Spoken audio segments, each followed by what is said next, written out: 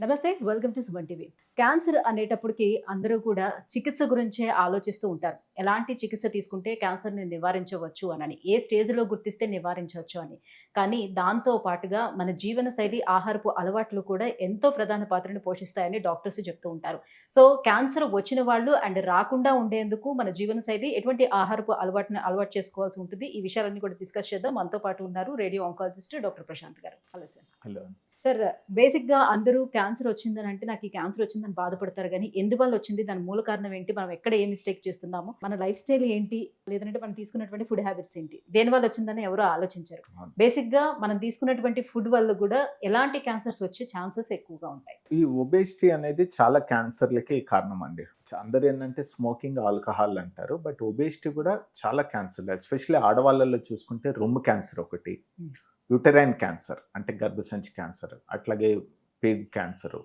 మగవాళ్ళలో చూసుకుంటే again prostate cancer ఒకటి, colon cancer పెద్ద పేగు, ప్యాంక్రియాటిక్ క్యాన్సర్, ఇట్లా మోరాల్లెస్ కామన్ క్యాన్సర్స్ చాలా వరకు ఒబేసిటీ అనేది కారణం అండి. అంటే ఒకవేళ చూస్తే దోస్ హు ఆర్ ఒబీస్ వాళ్ళల్లో క్యాన్సర్ వచ్చేదానికి ఛాన్సెస్ ఎక్కువ ఉంటుంది, ఆడవాళ్ళలో ఎస్పెషల్లీ రొమ్ము క్యాన్సర్. సో డెఫినెట్గా ఒక ఒబేసిటీ నుంచి చాలా రకాల క్యాన్సర్లు వచ్చే ఒబేసిటీ ఒక కారణం అండి.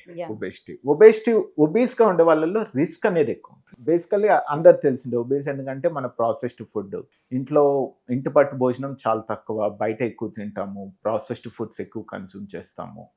ప్లస్ ఏంటంటే మన అలవాట్లలో కూడా మన ట్రెడిషనల్ డైట్ నుంచి మనం మూవ్ అయిపోయాం అనమాట. సో ఎక్కువ అల్ట్రా ప్రాసెస్డ్ ఫుడ్స్ కానీ వెస్టర్నైజ్డ్ పిజ్జా, బర్గర్స్ అవి ఏదైతే ఉన్నాయో వాటికి ఎక్కువ అలవాటు పడ్డాం. వీటితో పాటు సెడెంటరీ లైఫ్ స్టైల్, మూమెంట్ అనేది చాలా తగ్గిపోయింది అనమాట. ఏ చిన్న పని కూడా మనం ఏదో ఒక వాహనం అనేది యూజ్ చేస్తున్నాం. ఈవెన్ మెట్లు ఎక్కడానికి కూడా ఒక ఫ్లోర్ అయినా కూడా లిఫ్టే యూజ్ చేస్తుంటాం మనం. సో ఓవరాల్గా ఇంకోటి లైఫ్ కూడా ఎక్కువ సాఫ్ట్వేర్, ఈ ప్రొఫెషనల్స్ వీటిల్లో వచ్చేసరికి మన మూమెంట్ అనేది ఎక్కువ తగ్గింది. సో మన life style, sedentary food habits కానీ సెడెంటరీ లైఫ్ స్టైల్, వీటి వల్ల ఏంటంటే ఒబేసిటీ అనేది చిన్న వయసు నుంచే వస్తుంది. ఇప్పుడు మనం సిటీస్‌లో చూసుకుంటే అందరూ కూడా బిజీ లైఫ్ కాబట్టి కొంచెం కుకింగ్ మీద స్పెండ్ చేయడం తగ్గుతుంది కాబట్టి బయటని డిపెండ్ అవుతున్నారు. సో రెడీ టు కుక్ అనే లాంటి వాటి మీద కూడా డిపెండ్ అవుతున్నారు. ఓకే, వీటి మూలంగా వస్తుంది అని అనుకోవచ్చు. కానీ ఇవాళ రేపు అసలు మనం పల్లెల్లో చూసినా కూడా క్యాన్సర్ కేసెస్, అక్కడ కూడా కోలాన్ క్యాన్సర్ కేసెస్ కూడా బాగానే పెరుగుతూ వస్తున్నాయి. వాళ్ళు హెల్తీగా ఆర్గానిక్గా పండించినవే కదా వాళ్ళు తీసుకుంటున్నారు, తింటున్నారు. అయినప్పటికీ కూడా ఎందుకు అక్కడ? ఇది మంచి క్వశ్చన్ అండి. ఎందుకంటే రూరల్ ఏరియాస్లో ఎందుకు ఒబేసిటీ అన్ని కనిపిస్తున్నాయంటే ఆ డైట్ అనేది మనకి 2 generations ముందే ఎక్కువ కార్బ్స్ కన్స్యూమ్ చేసేవాళ్ళు. ఇప్పుడు కూడా అంతే కన్స్యూమ్ చేస్తున్నాం. కాకపోతే వాళ్ళు తీసుకున్న కార్బ్స్ ఇది వరకు వాళ్ళు స్పెండ్ చేసేవాళ్ళు. వాళ్ళు పొలాల్లో ఎక్కువ పని చేసేవాళ్ళు, ఆడవాళ్ళలో అయితే ఇంటి పట్టున ఎక్కువ పనులు ఉండేవి.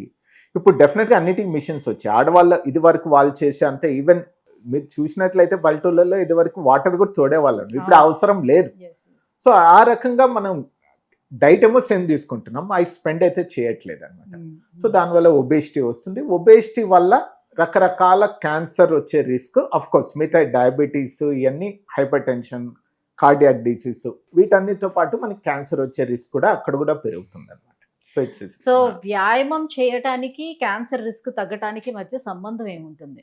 డెఫినెట్గా WHO వాళ్ళే చెప్పారండి. ఎవరైతే డిఫరెంట్ స్టడీస్, 1, 2 కాదు, కొన్ని వేల స్టడీస్ ఉన్నాయన్నమాట. ఎవరైతే వ్యాయామం రెగ్యులర్గా చేస్తారో వాళ్ళలో క్యాన్సర్ వచ్చే ఛాన్స్ చాలా తక్కువ ఉంటుందండి. Compare to sedentary life style, ఎవరైతే ఎక్సర్సైజ్ చేయరో వాళ్ళల్లో ఎక్కువ ఉంటుంది. ఈ WHO వాళ్ళే చెప్పారనమాట. అట్లీస్ట్ వారానికి 150 నిమిషాలు, అంటే వారానికి 5 నుంచి 6 రోజులు, రోజుకి అరగంటన్నా కొంచెము zone 2 ఎక్సర్సైజ్ అంటారు అనమాట. కొంచెం స్ట్రీనస్ యాక్టివిటీ అంటే ఏంటంటే మామూలు సింపుల్ వాక్ కాకుండా కాస్త బ్రిస్క్ వాకింగ్, కొంచెం ఫాస్ట్గా సైకిల్ తొక్కడము, ఈ సింపుల్ ఎక్సర్సైజ్. లేదు ఎవరికన్నా బ్యాడ్మింటన్, టెన్నిస్, ఈ హాబీస్ ఉంటే ఆడడము. సో ఇట్లాంటి యాక్టివిటీస్ చేయడం, అట్లీస్ట్ అవి చేయడం వల్ల క్యాన్సర్ వచ్చే రిస్క్ డెఫినెట్గా తగ్గుతుంది. సో గతంతో పోల్చుకునేటప్పుడు ఇప్పుడు మనకి క్యాన్సర్ వచ్చిన తర్వాత కూడా ట్రీట్మెంట్ అయిన తర్వాత వాళ్ళ క్వాలిటీ ఆఫ్ లైఫ్ ఎంతవరకు ఇంప్రూవ్ అయ్యే ఛాన్స్ ఉంటుంది? ఇప్పుడు వాళ్ళ క్వాలిటీ ఆఫ్ లైఫ్ చాలా ఇంపార్టెంట్ అండి. ఇందాక మనం రేడియేషన్లో ఉన్న అడ్వాన్స్ టెక్నాలజీ వల్ల అడ్వాంటేజ్ అదే అనమాట. ఎందుకంటే ఈ లేట్ సైడ్ ఎఫెక్ట్స్ అనేవి ఏది ఉండవు. ఒకవేళ ఏమైనా సైడ్ ఎఫెక్ట్స్ ఉంటే రేడియేషన్ జరిగిన రోజులే ఉంటుంది, ఇమ్మీడియట్గా తగ్గిపోతాయి 1 నెల రోజుల్లో. So long term side effects అనేవి మేమేమి ఇప్పుడున్న అడ్వాన్స్ టెక్నాలజీస్ వల్ల ఎవరికి ఉండవండి. సో వాళ్ళు మోర్ ఆర్ లెస్ వాళ్ళు ఇది వరకు ఎట్లా లైఫ్ స్టైల్ ఉండేదో అదే క్వాలిటీ ఆఫ్ లైఫ్ అండ్ అదే మెయింటైన్ చేసుకోవచ్చు. ఇంకోటి ఏంటంటే చాలా మంది ఇప్పటికీ భయపడుతుంటారు అనమాట. ఈ పెద్ద వయసులో క్యాన్సర్ డయాగ్నోస్ అయింది అనుకోండి, ఎస్పెషల్లీ ప్రాస్టేట్ క్యాన్సర్ ఎల్డర్లీలోనే డయాగ్నోస్ అవుతుంది. ఒక్కోసారి 80-85 ఆ ఏజ్లో కూడా డయాగ్నోస్ అవుతుంది. చాలా మంది భయపడేది ఏంటంటే క్యాన్సర్ ట్రీట్మెంట్ తట్టుకుంటారా ఆ ఏజ్లో అని.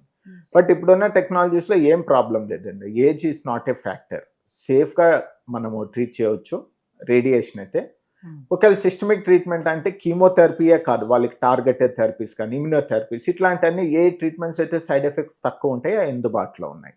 ఈవెన్ సర్జరీస్ కూడా మనకి రోబోటిక్ అని లాప్రోస్కోపిక్ అని ఇవన్నీ అందుబాటులో. ఇది వరకు ఏంటంటే పెద్ద కోత చేసి ఒక వారం 10 రోజులు హాస్పిటల్లో ఉండాల్సి వచ్చేది అనమాట. ఆ రికవరీ అనేది చాలా లాంగ్ ఉండేది. ఇప్పుడు ఈ రోబోటిక్ కానీ వీటి ద్వారా ఏంటంటే 3వ రోజు 4వ రోజే డిశ్చార్జ్ అయిపోతారు. అంటే ఎందుకంటే అంత పెద్ద ఇన్సిషన్స్ అనేటివి ఏముండవు. సో త్వరగా రికవరీ అవుతారు.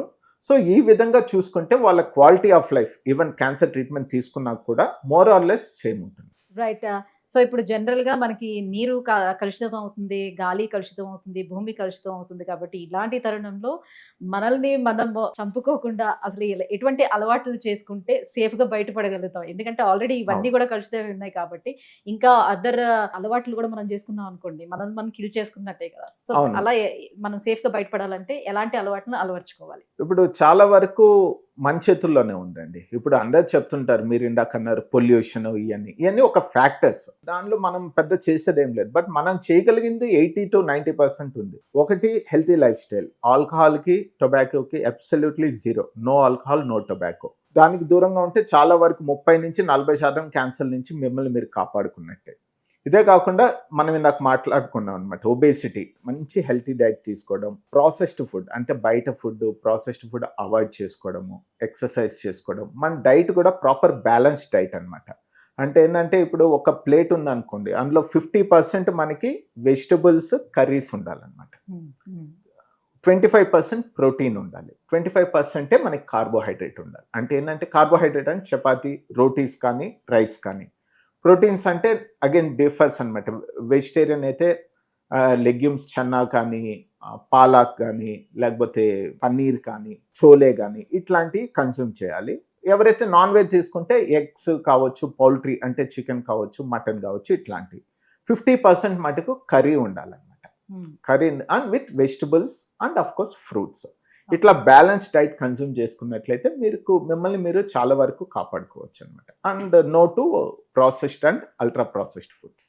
Right. Thank you sir. So క్యాన్సర్ని నివారించడంలో ఆహారం యొక్క పాత్ర, అలాగే వ్యాయామం యొక్క పాత్ర ఏంటి అనే విషయాన్ని కూడా తెలియజేసినందుకు thank you so much. Thank you అండి.